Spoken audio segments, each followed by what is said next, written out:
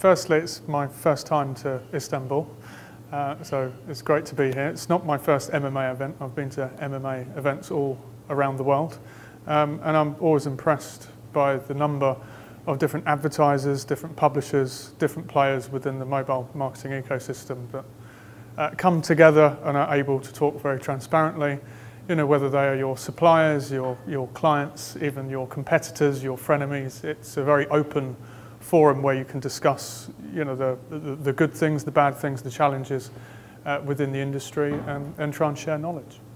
One of the topics that I spoke about in my keynote today, you wouldn't be surprised that I say it's one of the most exciting areas that is going to change, but it's one of the biggest areas that has to change in my mind, and that is around app install fraud. Advertisers around the world are spending millions, billions of dollars to promote their apps, and there is a huge amount of fraud.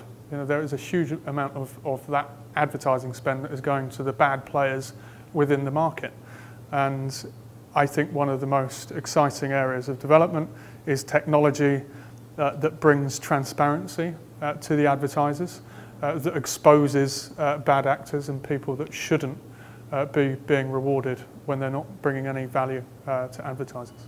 Well, that's very generic, but within my area, which is very much about promoting advertisers' apps, I think there has to be transparency.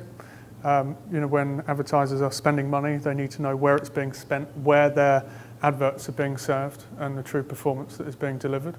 One of the emerging areas that is certainly happening, and it's a recent development, is that of hyper-casual games.